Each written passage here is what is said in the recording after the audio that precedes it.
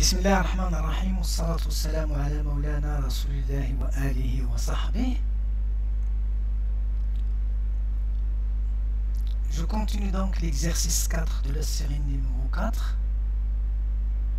Et l'objectif dans cette série, c'est de prendre un réseau, le réseau suivant, et d'appliquer les lois de Kirchhoff pour les courants qui circulent, les valeurs des courants qui circulent dans les branches, les différentes branches, et d'utiliser le théorème de Thevenin pour calculer le courant dans une branche par exemple.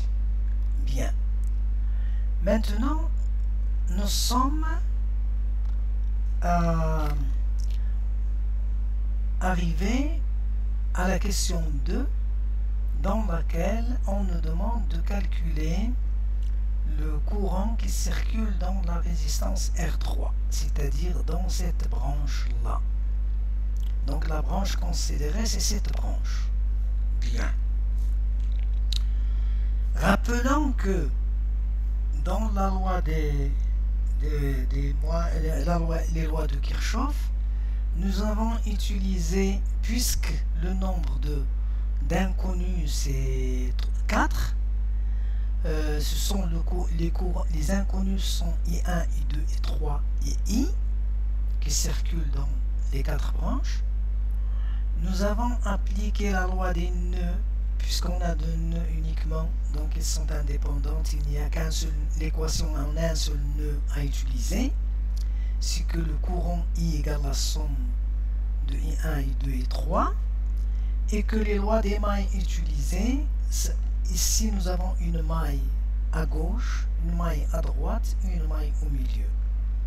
Et que la maille de gauche, je tourne dans ce sens, suivant le courant, et j'ai alors E1 plus R1 et 1 moins E est égal à 0, qui donne donc la première équation. Pour cette maille, je vais tourner dans ce sens et je vais dire moins E2 plus R2I2 moins R1 et 1 moins E1 est égal à 0. Et la troisième équation aux mailles, c'est moins E3 plus R3 et 3 moins R2I2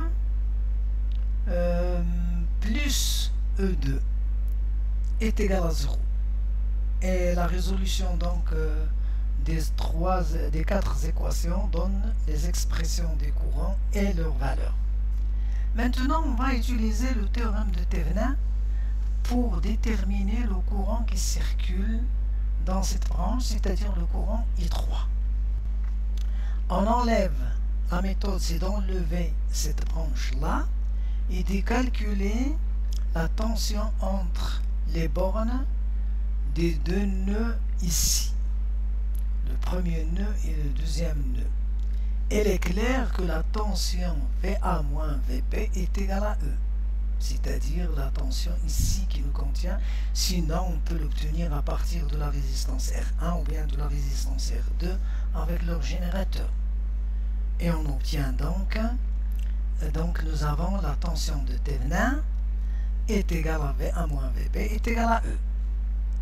La résistance de Thevenin équivalente que nous voyons ici entre A et B est égale à 0 parce que si je court-circuite les générateurs, le point A, lorsque E est court-circuité, le point A donc est égal au point B, c'est le même nœud, et donc la résistance équivalente R Thevenin est égale à 0.